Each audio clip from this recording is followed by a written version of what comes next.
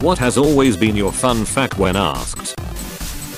A shotgun's barrel will break if it's fired partially underwater. At least with buckshot. It'll break wherever the waterline is. It's the compression of gases, so it won't matter if it was buckshot or even a blank. So to any of you out there, never ever fire a firearm partially submerged, because what you have made is a bomb. Shotguns are actually low pressure weapons with think barrels, so that probably makes them not as dangerous as say a rifle. If you want to see what happens to a shotgun, go to Demolition Ranch on it. Keep in mind, less dangerous still means capable of blowing a gun barrel apart like a banana peel. Albatrosses can sleep when they fly. Car drivers too. I want to die in my sleep peacefully like my grandfather, not screaming in terror like his passengers. Jack Handy. A woman once jumped off the 86th floor of the Empire State Building, but the wind pushed her back, and she fell on a ledge on the 85th floor. She survived. Woman. Goodbye cruel world. I'm taking things into my own hands. Got no apostrophe. Got looking down. Accept it. Jump to it. Destiny denies you all the same. Or should I say, I do. Apostrophe. I'm gonna do what's called a pro gamer move. Fucking hacking noobs. I swear. Wyoming only has 2 escalators. I find this hard to believe. Can you elaborate? How can you be sure? Shuffle several escalators into a bag and prepares for a road trip. Now that I think about it, escalators are pretty rare, aren't they? I mean, at least as far as the settings you'd realistically see one. You've got multi-story malls, some government buildings, large airports, subways, and maybe the odd multi-story hotel lobby. I guess I could imagine a small, low-density state not having many places that actually require one. I live in Alaska. We have the 3rd lowest population of the states, I think. And the only escalators I can picture that I've seen in Alaska are at some of the malls and the airport in Anchorage, where I live. The nearest city to me has about 60 to 70,000 people, basically as large as Wyoming's largest cities. I genuinely don't think there is a single escalator in that city. Dragonflies have the highest successful kill rate of any creature on Earth. They also live for several years as underwater naiad bugs and only a short time as the full-grown dragonfly. And if those underwater naiad bugs were the size of say a dog, they'd be as scary as anything on the planet. They're vicious little bastards. The labium of the naiad, which is a mouth but similar to our lower jaw, is lengthened and hinged. It can be shot in the direction of prey almost the length of the naiad's body. The end of the labium has hooks on it that grasp the prey, so it can be dragged back to the mouth and be chewed by the mandibles. And that's how you make a plumbus. Play-Doh was originally designed to remove soot from wallpaper. The only reason it became a toy was because vinyl wallpaper became a thing, making his product obsolete. The creator needed to save the company and accidentally found that kids loved the stuff. After making it safe to play with, it was then marketed for kids. In a similar vein, Silly Putty was invented as an attempt at a synthetic rubber substitute, as the natural material had become scarce during World War II. However, the new substance did not have the properties necessary for that purpose, and was only picked up as a potential toy concept by chance. Also, the reusable low-tack glue-on post-it notes originated as a failed creation in experiments attempting to develop a super strong adhesive. And its inventor was initially so disappointed in the result that he nearly threw out the formula. Didn't the post-it guy only realize the potential when someone complained about bookmarks falling out or something? I think I heard that from an old 3-meter employee, but not sure if it's a true story or just added to the mythology. Correct. It was inventor Spencer Silver's colleague Arthur Fry who found the adhesive useful for keeping the bookmark from falling out of his hymnal. Fry then developed the idea further into a sellable product. The rest, as they say, is history. Well, I decided they were going to be yellow. If ancient Egyptians got divorced, they would throw a massive party and invite everyone they knew to celebrate how close they all were to each other. Wholesome. Before bears hibernate, they eat a bunch of twigs and grass to plug up their butts so that they don't have to wake up in the middle of the winter to shit. Then when they do wake up in the spring, They have these really rough massive shits. And the plug is called a tappen. Tappen that ass? During World War II, when the Nazis took over France, the French government had the elevator in the Eiffel Tower destroyed, so if Hitler wanted to plant a flag on top of the tower, he would have to take the stairs to the top. That is the most French thing I have ever heard. Masters of passive aggressivity. Fine.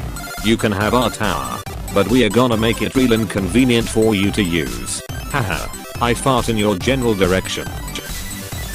Ants can enslave their neighboring ants, and once the slave ants get fed up with their bullshit, they rebel against their masters in a bloody winner-takes-all deathmatch, and the survivors repopulate the colony with help of their queens. I just saved this big-ass ant in battle with smaller ants in my backyard. I'd been sitting there watching it valiantly fighting but outnumbered. So I played the role of the Deus Ex Machina and relocated the foreign ant to a different spot farther away.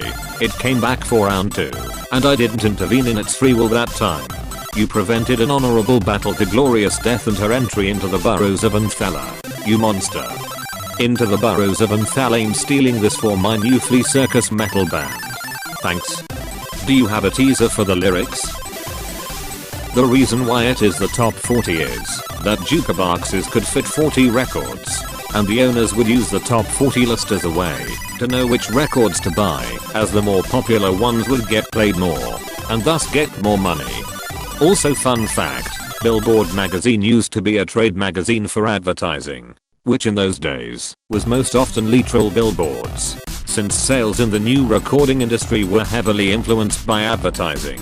They created metrics for monitoring it. They split off the music section as a separate publication when it got huge, and today that's all they do. Since we're talking about companies changing stuff, Michelin, the tire company, wanted more sales of tires, and so created a guidebook to get people going on road trips and consequently wearing out the tires, making them need to buy more. Because of that guide, we now have Michelin star assurance. Similar story for the Guinness Book of World Records. Rabbits grind their teeth in happiness, similar to how cats purr when they're content. William Henry Harrison gave the longest US presidential inauguration speech, but served the shortest term of 1 month before dying in office. He also refused to wear an overcoat and died of pneumonia. So these two facts are no doubt linked. There's been some relatively recent analysis, 2014, that concludes that the president probably died from septic shock instead of being out in the rain. The White House water supply was from the same body of water that was the public sewage outlet. Well, that's a little silly, isn't it? It was the swamp that needed to be drained all along. Giraffes are the only animals born with horns. Other animals grow horns when they are older. And giraffe horns are actually floppy when they're very young. Glad to hear that. I was feeling very sorry for the mama giraffes, considering that a male decides if he should mate with a female by headbutting them in the bladder then tasting their pee. You can still feel sorry for them. It would take 200,000 mosquitoes, each sucking once, to completely drain the average human of blood. I'm not sure this is fun to me. I need more mosquitoes in my death trap. Ever seen a pet bear trying to pull their owner's jewelry, earrings, bracelets, metal things mainly, out/away from them? It can be annoying and painful, but it's actually a sign of affection. They think the owner has things stuck in their feathers and are trying to preen/groom them. Or because they are government drones trying to acquire wealth. R/birds are real. Despite being a Class B substance, the UK is the world's largest exporter of legal cannabis. The former drug minister's, Victoria Atkins, husband owns the world's largest legal indoor cannabis farm in the UK. Why it will never be legal in the UK, a politician will lose too much money. Tim Burton's inspiration for The Nightmare Before Christmas was seeing retail stores setting up their Christmas displays before Halloween had finished. Piggybacking onto this, The Nightmare Before Christmas was not directed by Tim Burton. It was directed by Henry Selick. I know you didn't claim it was at any point, but it's a pretty common misconception in general. Closed bracket. I always thought James and the Giant Peach was by Tim Burton as a kid, but it's actually by Henry Selick. I think Tim Burton served as a producer or consultant on it though. A second is called a second because it is the second division of the hour by 60, the first division being a minute. This is also one of my favorite tidbits because I enjoy linguistics. To those confused, let me expand. The first small part in Latin is pars minuta prima, hence minute. The second small part in Latin is pars minuta secunda, hence second.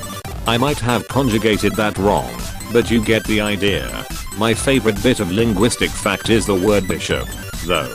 In Greek, EP equals over, and scopus equals look. So, episcopus was an overseer of sorts. Drop the E at the start and the os at the end, and you get piscop. Look familiar?